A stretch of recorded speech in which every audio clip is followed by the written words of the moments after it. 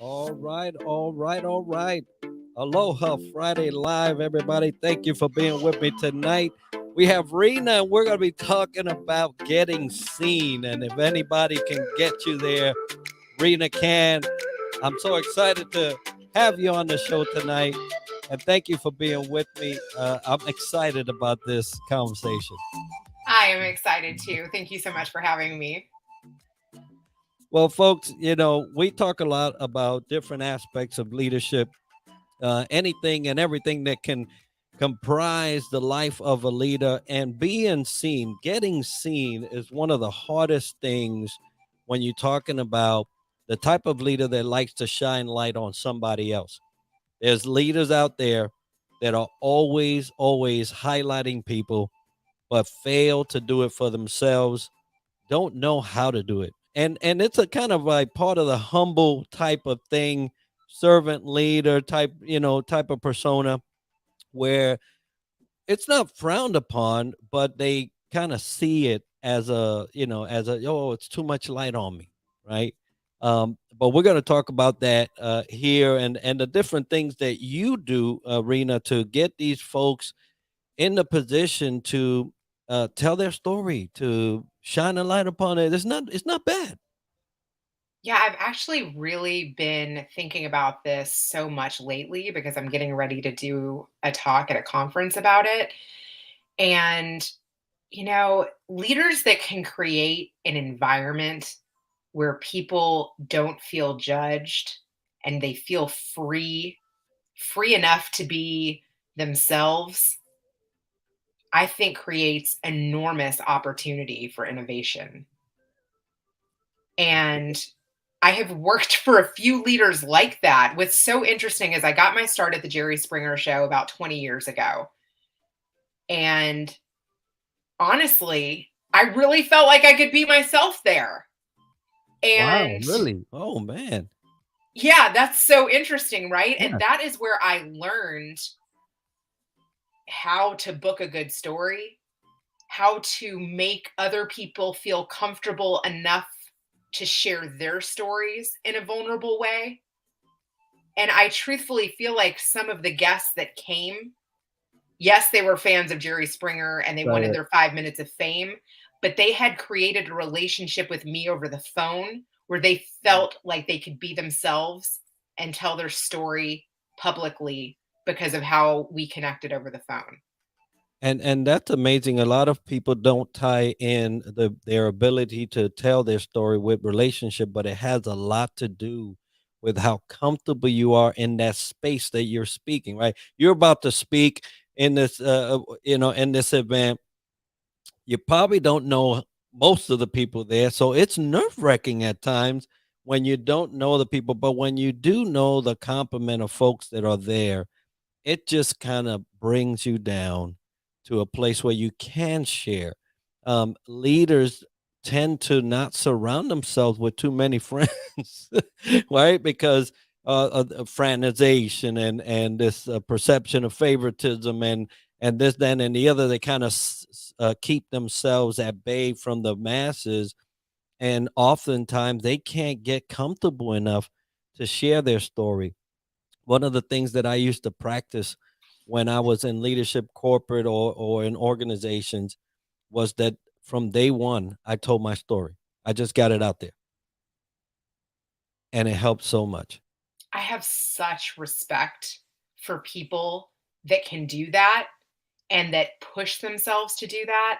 And I was just talking to my dad, my most trusted advisor today, about this concept. And I think what stops us from doing it in the workplace is, the competition thing. Mm, People don't want to be upstaged. People want to look like right. know-it-alls. And if you can let people be themselves and let people push the boundaries a little and share something a little bit personal, you're going to connect with people better and have more trust in the workplace. Absolutely, and that's what I realized, and that's why I kept doing it. That's why I did it once, and it was like, oh my goodness, you're about to put all your all your drawers out there. you're about to let it all out, and what are they going to say? But what I found interesting was that, um so when I did it with my team, right? I did it with my team. I did try that with my uh counterparts, right? I tried that. It would be hit or miss how they took it, because of the same reason you just said. Some people are like, "Oh, well, what are you trying to do?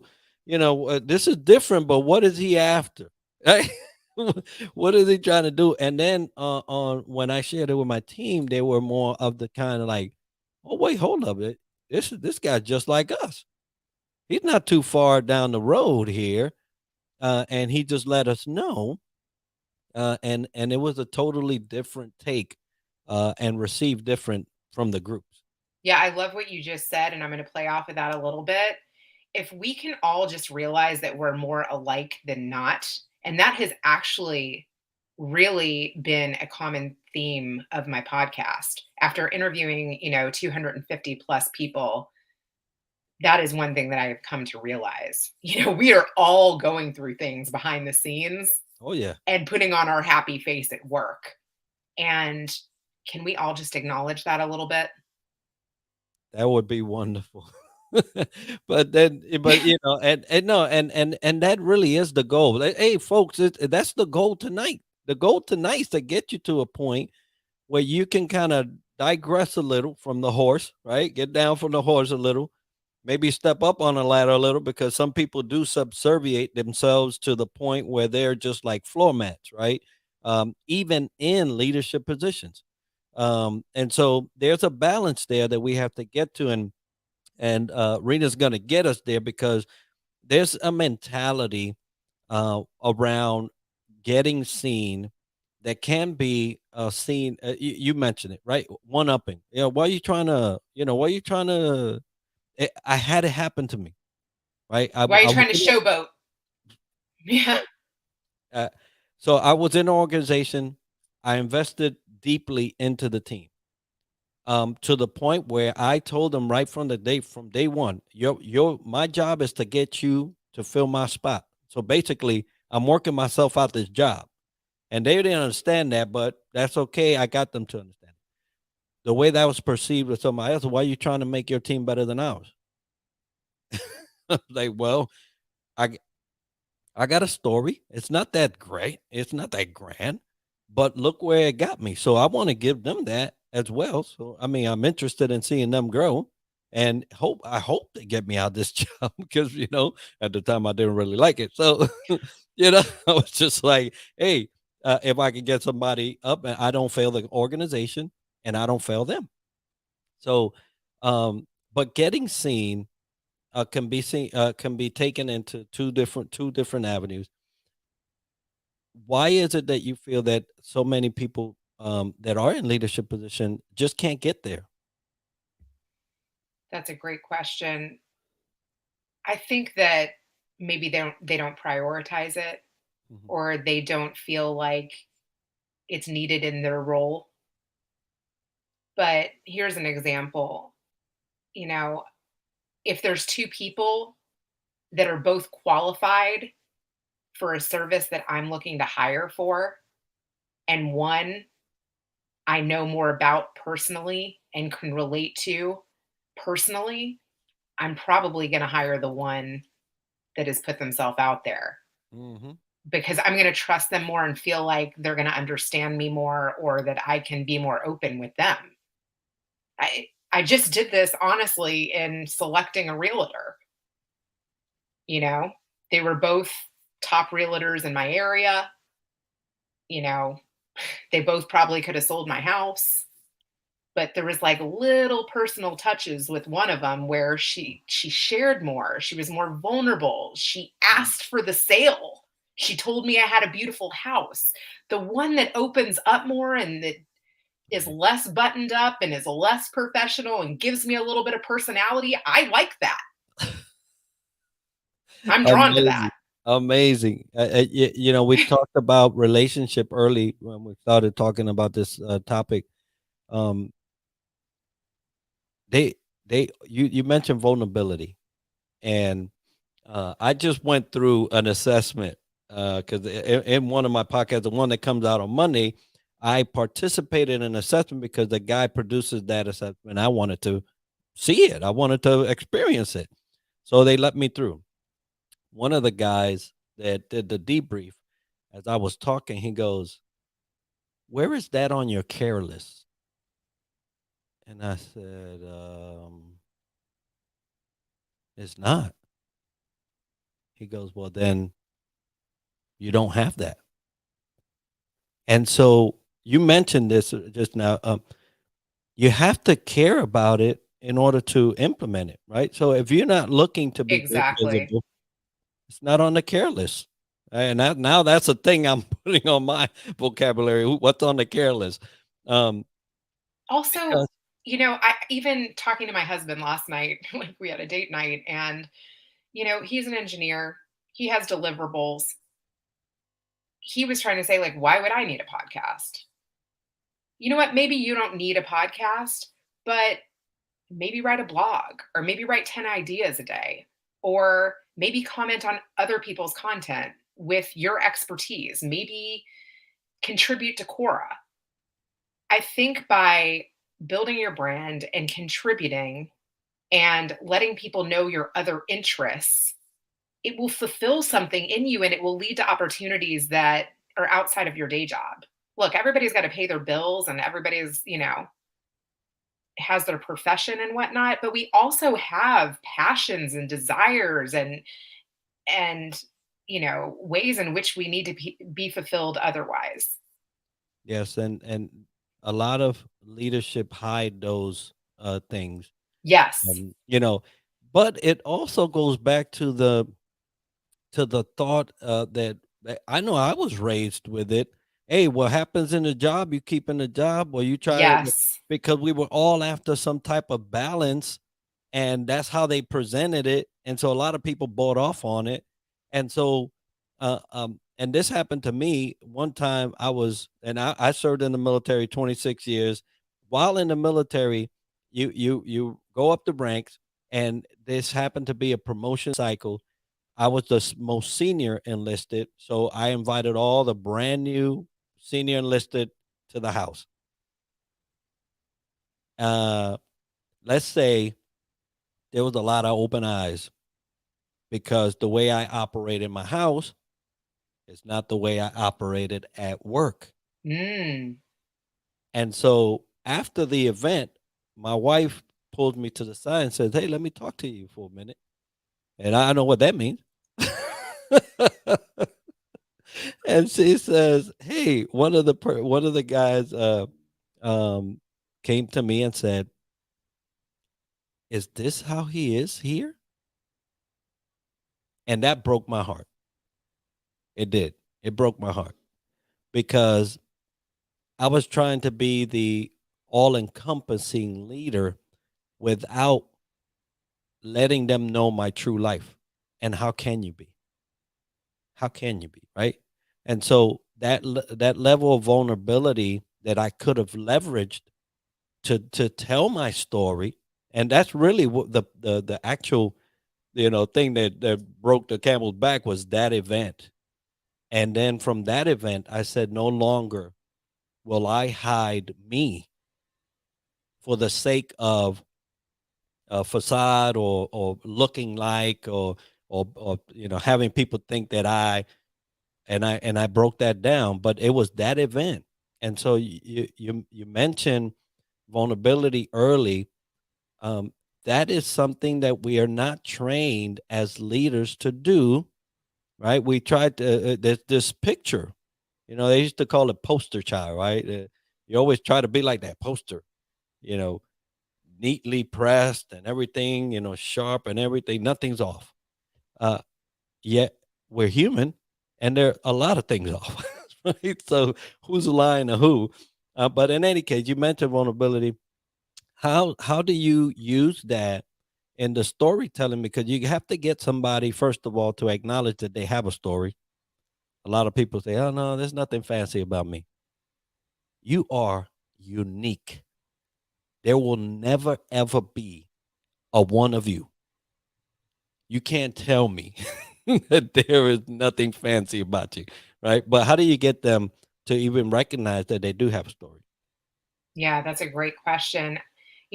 One way I get people to open up is if there's something that I read on Twitter that's trending and it speaks to me, or if I've listened to somebody's story and then, I want to know how somebody else would feel about that situation. Right. So I have a Facebook group with the people that have been on my podcast or the people that I most engage with on LinkedIn. I invite them. It's a private group of about 700 people, that I've accumulated over the past couple of years. And if I have an idea or a subject that I want to speak on, I will use that Facebook group as a sounding board, Awesome. and I get a lot of prompts from, my Quora updates or my Twitter feed and what has been tailored to me algorithmically, things that I have liked or things that I might like or questions that I've answered, right? And I take those same prompts, I put my own spin on it, and I poll my audience. I poll my audience on LinkedIn. If I have a question that literally pops to mind, I just poll my audience and it gets me to connect with new people all the time. I did that tonight, very spontaneous. I wasn't gonna put it out. I wasn't, right? Because I said, "Oh man, that's gonna fight against my LinkedIn lives," and algorithmically, LinkedIn kind of hurts you there. But I was just so drawn to the question because I really want the answer, obviously, to speak about it in the future. Um, but it was around leaders and what do our leaders need, right? And us being the workforce can tell you exactly what you need, right? And So so let me tell leaders, you a little bit more about that Springer experience. I mean, this is the story that I know that everyone always wants to know about me. Everybody has something about themselves that everyone always remembers about them. So I would think even about that. Like, if you don't know where to start with your story, what do people always remember about you and always ask you about?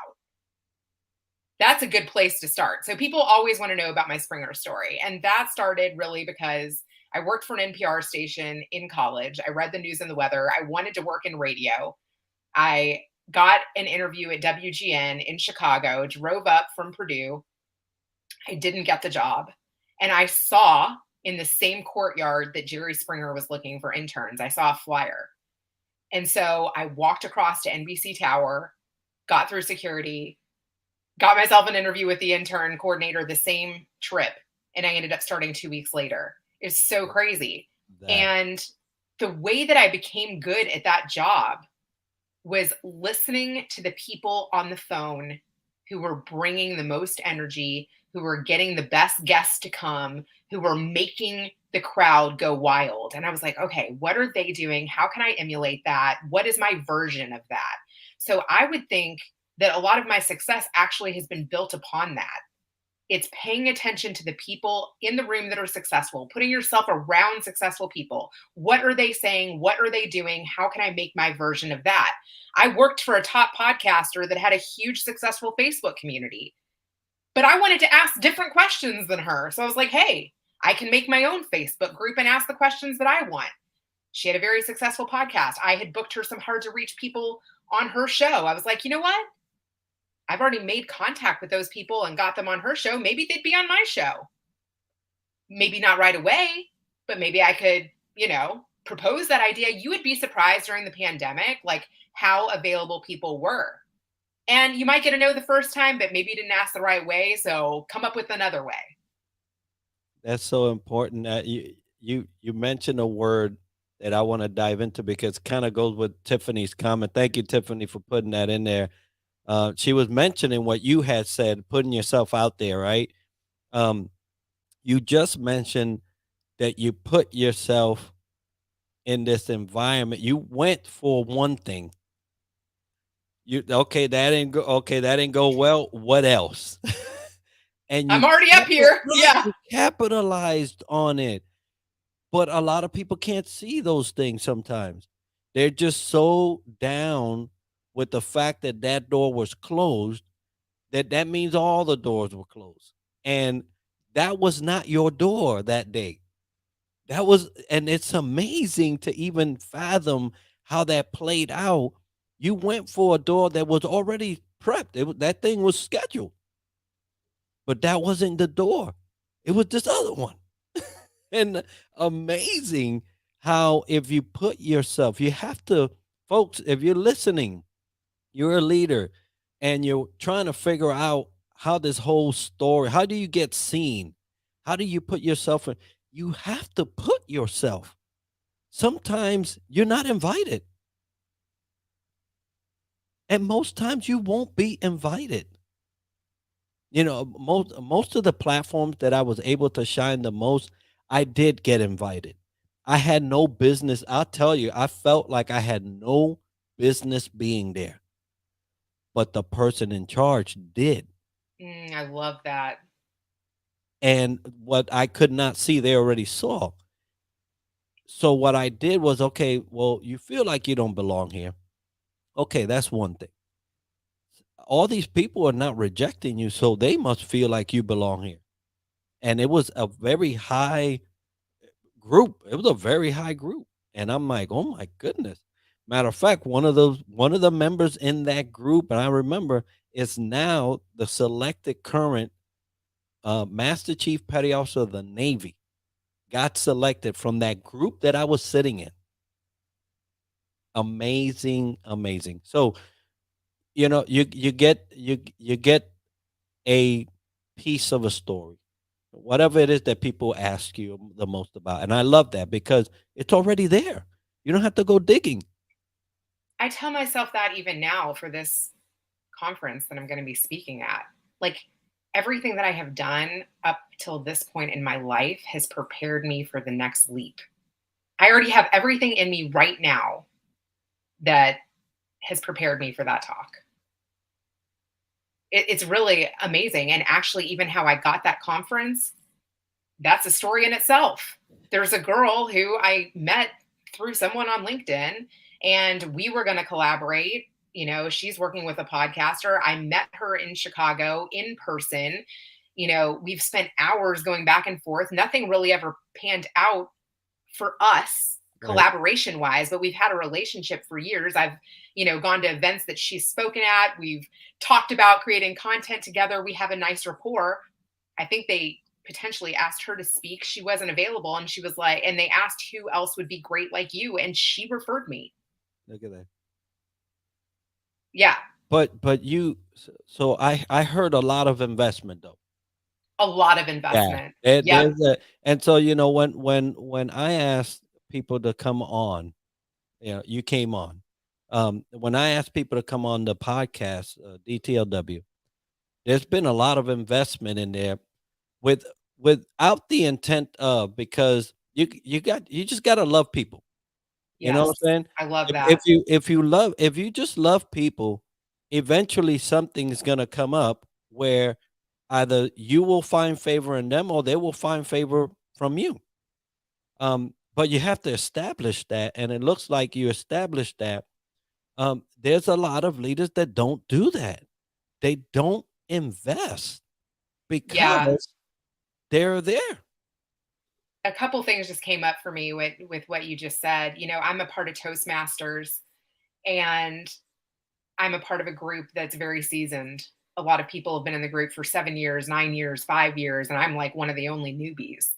And navigating the website is a little clunky. And, if I don't have a session with my mentor, I don't really feel comfortable like coming up with a speech on the fly. And I was like, should I even continue this?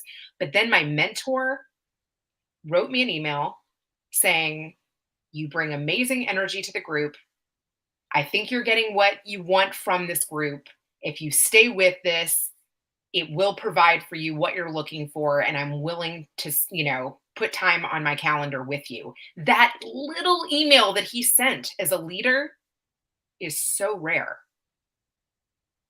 Honestly, very few leaders even do that. Are you putting time on the calendar? Are you leaving space on your calendar to bring people up?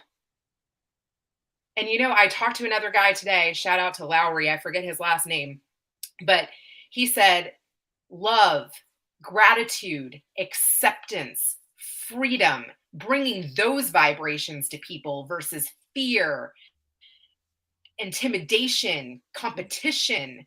Like, are you high vibe? Are you lifting people up? Are you opening the door for others? Or are you creating an environment where people can't even tell you they cried in the car before they came into work? Yeah, that and it's so important to establish a type of relationship. Now, you there's a lot of leaders tell you, well, you got to be careful. You got this, and this might be get misconstrued. You can be very clear, on the lanes that you're swimming in.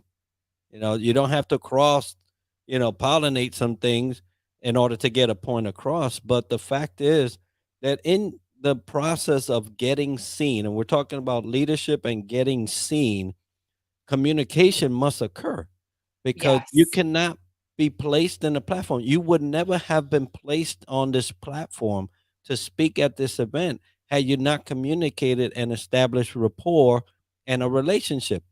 That investment, what you did not know or couldn't even have calculated that she was up. Oh, I can't do it, but I know somebody who can.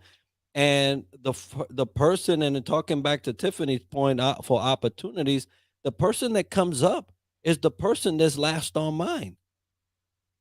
it's so true. And let me tell you, all of my best clients have come that way, from no, you know, expectations in what our relationship was going to be, just being interested in people and what they're up to. And if you have a good connection with them, keeping that connection up and periodically checking in. I had this other opportunity that's, again, I would have never imagined that it would have turned into this. And it's definitely an opportunity for being seen. So I had worked for a financial firm, and I was planning smaller events of 25 to 50 people. And they were these lunch and learns. I wasn't even so excited about the product that we were selling, but I loved the marketing piece of it. I was sharing my journey of putting together these events. I ended up connecting with Shauna Arnaud. I'm going to give her a shout out. She does Haste and Hustle events and was working with Gary Vee. We ended up hiring her to help us with the bigger event that we were putting on. Her and I really hit it off in working together. It wasn't necessarily a fit for the event that we were doing, but after I left that firm, she knew that we worked well together in the trenches. And she was like, hey, I could really use some help securing sponsorships for this Gary Vee event. I've got, a 10-page Excel sheet of potential sponsors that I'm reaching out to. Can you get people on the phone? And if you need any help with the money aspect of it or how to close the deal, here's my number and just call me when you have somebody that's interested. I'm like, cool. I want to be a part of that. I want to Okay. make my way to Canada. I want to be at that event. I want to be a part of that media junket. So with no script, never having done that before, but just knowing that I liked her and that I wanted to be a part of the event, I secured 2 sponsors. I found my way to Toronto pregnant, took 3 flights to get there because Spirit gave me a free ticket. Met Gary Vee, met the CEO of K Swiss, met people that turned into relationships that I ended up still collaborating with other projects later. I mean, unbelievable. Yeah, it doesn't take much, folks, to get to the position of getting seen, right? Getting recognized. Your ability to humanize your story is very critical. So how do I get to that point? Because a lot of people want to be real technical, right? When it comes to, oh yeah, and I do this and this and that and the other. Um, uh, but you can get lost in the weeds when you're talking about creating something that you can present when it's actually as easy as, like I just said, humanizing it. I will say, do your research. If there are people that are talking about what you love to talk about or what you could talk about for a half hour unscripted, you got to be proactive. So it's do your research, be proactive. And how bad do you want it? Like, I really wanted to go to that event. I really wanted to be a part of that. I knew that that was a once in a lifetime opportunity. There are some opportunities that are only going to come by once. Actually, I have given up a speaking opportunity before because I didn't feel like I was ready for it. And I've given it to a friend. But that same friend had me speak at an event where she emceed and she warmed up the crowd and she made an environment where I felt comfortable speaking. And that Right. same friend gave me my biggest client right now.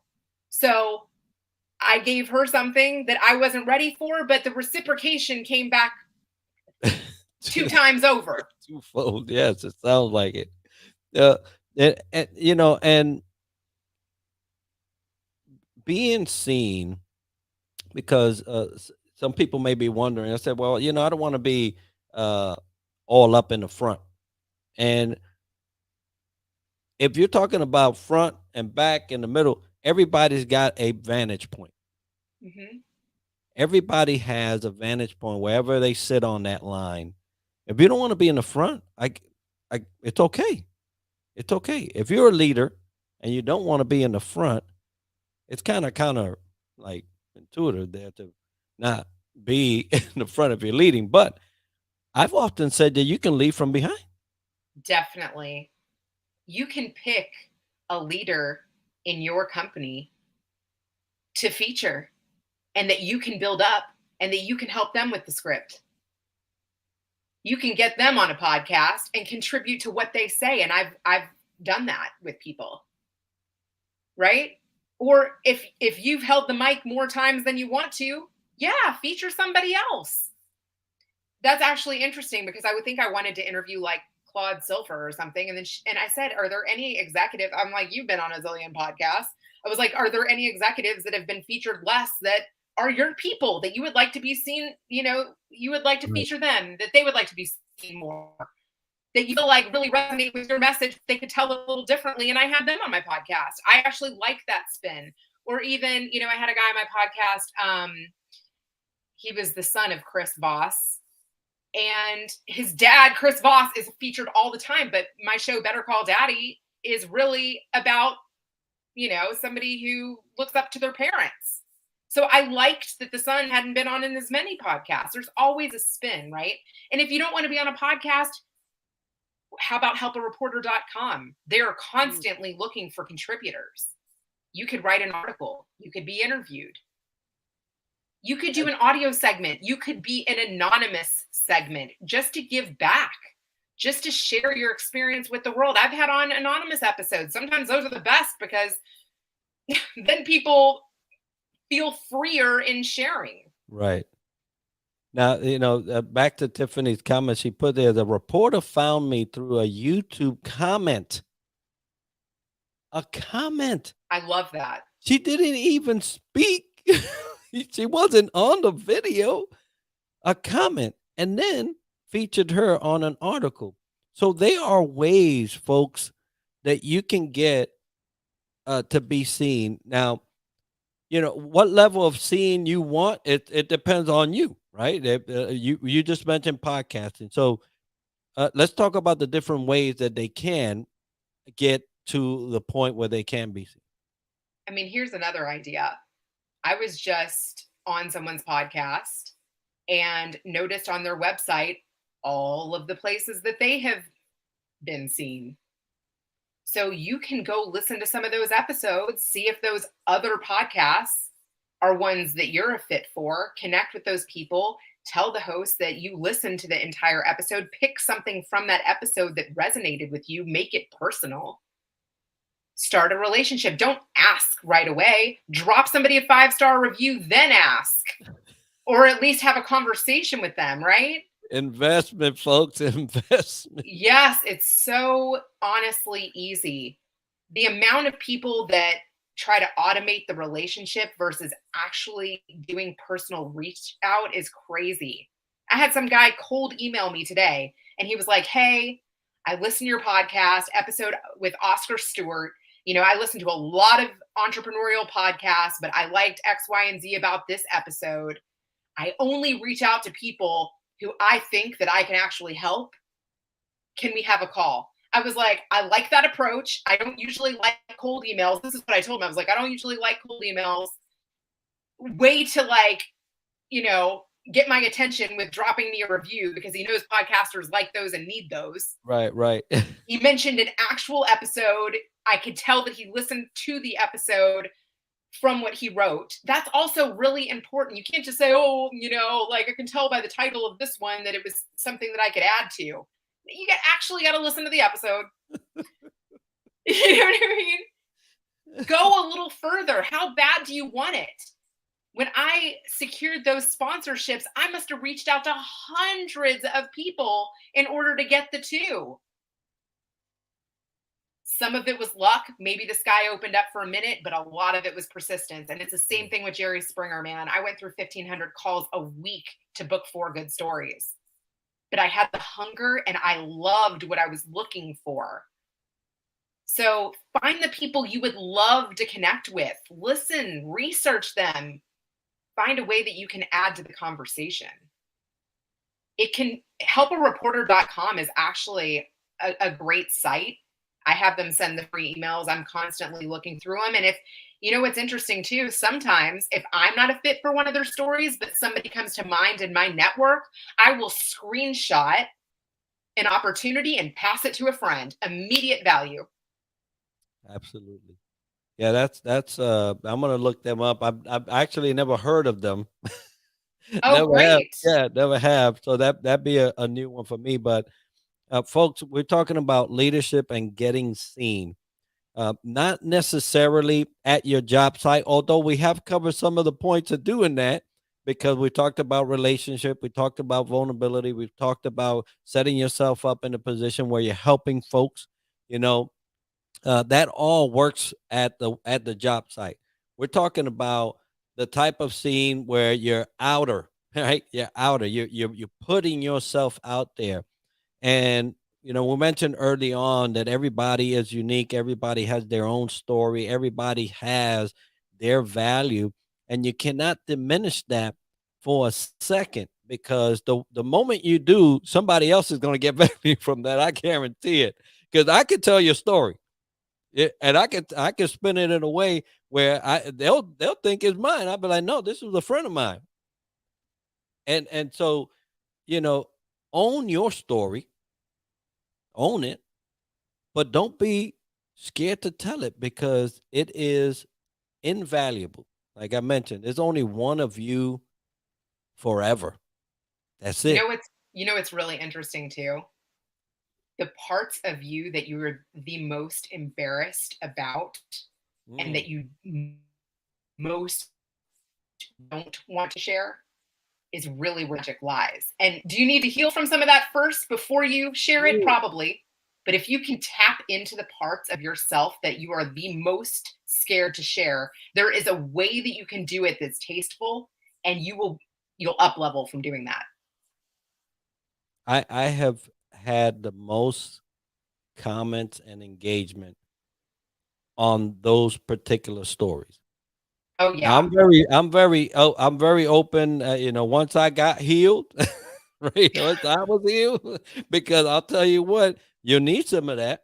You need some of that, or else you're just gonna hurt again, right? By telling it. But once you are, and you can do that, it is amazing the way people see you. Oh my gosh, yeah. And I'm being vulnerable right now. I literally have a moving box behind me. I'm broadcasting from a closet. Some people would not feel comfortable doing that. Right. I just moved not even a week ago. I had my movers drop off my stuff yesterday. You don't have to be perfect. And truthfully, when you're not perfect, you're much more relatable. I got hung up in perfectionism for my first 50 episodes. I must have listened to them so many times and gone through. You can always edit and edit and edit and edit yourself. But people don't like that. What people like is like the spur of the moment ideas that you just post on a whim. Those do way better than your perfectly branded message. Yeah, I can't wait to see what that poll, what that poll. You got Jacob say that's right, and I tell you that when you allow life to play out, and you don't force the pieces on the chessboard, it's amazing how things come together to allow you the platform that you need to speak and to shine and to put yourself out there.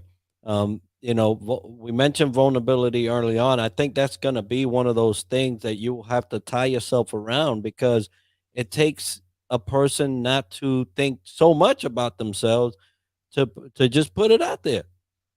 That poll that I put was about leaders, but it's one that's personal to me, because that's the job that I do. I educate and I develop leaders. So I ask the people who the leaders should be asking, which is the workforce. Right? The workforce can tell you. And if you're a leader and you want to know what's the best story I got, ask the people around you, because they're telling your story. I guarantee it. Yeah, there's so many things about the workplace. I mean, here's another example. Like I at that tech company that I was working for, um, the one that I mentioned, their marketing was a lot of like white papers, and it Hmm. was hard for me to even really fully understand as a marketing person what they did. I went around the office to all the people that had worked there for like 9 years, 10 years, even a couple years. I'm like, what's your elevator pitch? What's your elevator pitch? What's your elevator pitch? Right. And I decided to make a game out of that because I was hired to do like internal communications. I was like, okay, whose elevator pitch is it anyways? And I put 10 of the responses that I got, and I'm like, whoever comes up with who gave me these elevator pitches, all, most of them right, gets an autograph picture from the CEO, and the CEO like played along with it. Yeah, yeah. Right. And so that was actually like such a good team building exercise because one, it got me talking to the people in the office that I need to understand what they're doing and what their views are. And then two, it, you know, got everybody thinking like maybe our message needs to be more unified, or maybe I need to add to my message, or maybe I need to tweak. Like if you have an idea, just try it. I feel like, I don't know, you don't have to be so strategic. I feel like people get caught up in always being strategic in their messaging. And I think we all need to just loosen up a bit and get a little bit more creative and push those boundaries of being human. The best part of a recipe is the mixer.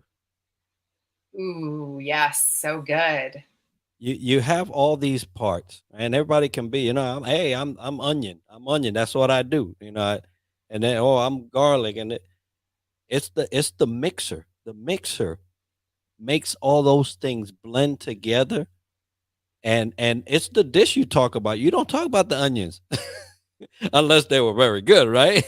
But you Unless they're don't. caramelized, yeah. Yeah, yeah, right. There was, but it is that you talk about the experience. You talk about that last taste, that lasting taste in your mouth. Oh You talk yeah. about, and then all those were courtesy of the mixer, and so you went on and said, how I'm going to mix this up. How am I going to get? It's not easy to get a CEO to buy into some thing that they like. Oh no, we don't got time. But when you have a mixer type of personality, you get things done that would normally take a company or an organization a long time to get there. That allowed them, your activity allowed them to get clear on their message, or at least an opportunity to. Right? I don't know if it happened. You were there. I don't know if it happened or not, What but was amazing is they really, yeah, from some of these just, wacky ideas that I had, they gave me a lot of freedom to try things. Like I even came up with a video idea where I used one of the interns, and then I used some guy that had been there for 3 decades, and then I used somebody who had a visa to work there. And yeah, and created a video with all of the people that really worked for the company. I mean, I did hire a professional videographer and an editor to cut it all together, but like I wrote the script, I cast it. I wanted to show different perspectives of, yeah, what the message was. and that brings up a good point in terms of being seen. Um, there is so much talent around us that we negate it by not talking. Um, Yes. very few people anywhere I've worked know that I'm a musician, know that I do painting, know that I'm a botanist almost in my garden. They don't know I was a minister. They don't. A lot of people don't know because the way companies are structured, it's not made for you to get that from people. But the moment I did, and I remember I said, "Oh, this guy's over here. He's talking about he plays guitar. Hmm. Hey, who here plays an instrument?" And so many hands went up. The next thing was a jam session. Oh, And yes. you can imagine what that would break down. The walls just go away. And Oh, all it yes. took was for someone to recognize that there was more to us than this job, more to us than this position. And if you, as a leader, can do that, folks, if you can just dig into your people and say, there is more to you than what I see. Let's see it and actually invite it. Look, there's the job that I was at. They still do Aloha Friday Hawaiian shirts. They still do it. And I haven't been there for years. That's your legacy, baby. Aloha Friday. But I tell you, so Rena, you get leaders from all kind of places. You get people from all kind of places that come to you, you know, sponsorships, podcast spots. How do I get this out there? What has been some of the challenges you see from them to you? What's holding them back so much? That's a great question. Yeah. So a lot of times people want to get seen, and I think even before getting seen, they might need a little bit of coaching, Mm, right? Like when you share your story, it's not just what you do. It's kind of what you were saying. I think you said we're more than just our jobs. I really want to know what you're passionate about or what led you from one place to another to the work that you're doing now. Can we add a little bit of human to mhm, what you do? A lot of people want to keep it so much about their service or so much about the studies that their company is finding, right? But who in your family inspired you? mm, When did you know this was the path that you wanted to take? Who believed in you? Who were your mentors? What do you like to do on the weekend? Right? Just sprinkle a little of that in, and then you can talk about the amazing discoveries your company has found. So, you asked me what is the hardest part. The hardest part is getting people to unbutton a little bit mm. and to not go right to the business.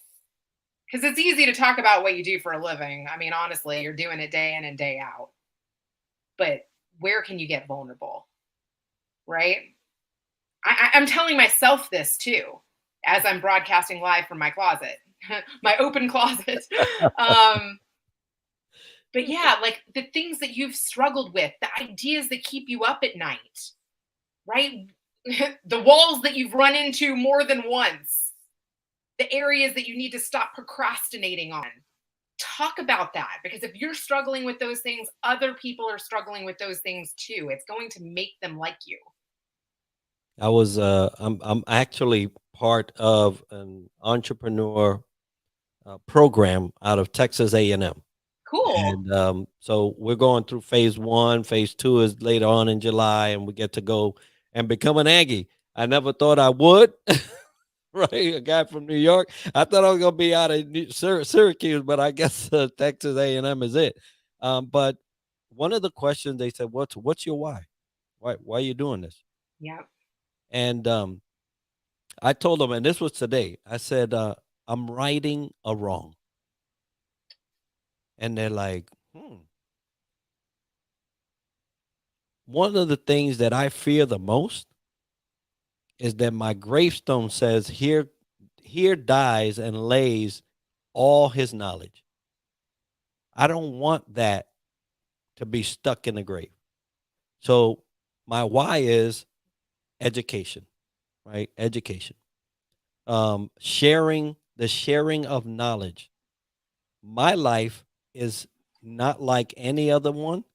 So everybody's knowledge is valuable. It may be the same training. You may have been in the same training, but what you got out of it is totally different. And so what I got out of it speaks to a certain type of people. And when I said I was righting a wrong, the reason why I'm in business is because I've seen too many times people suffer under poor leadership. And that poor leadership made me suffer. And so that's why I say I'm righting a wrong. My training gets leaders to understand that they are not the end all to be all. Those people are. Those people that you are allowed to lead. Not, because a lot of people get hired, right? And so now they think they're in charge. No, you still got to earn your keep. You still got to earn your keep. You definitely got to earn their trust. And so they allow you to lead. And so I'm Yeah. trying to get leaders to understand that. I absolutely love that. And truthfully, I think some leaders who are put into leadership positions or manager positions and they don't really want to be managers or don't know how to be managers, maybe should step aside. Dave, that's the truth. That's the truth. Sometimes getting out of the way is the answer, right? So, so, so in any case, for those of you listening, what's hiding? What's making you hide from your story?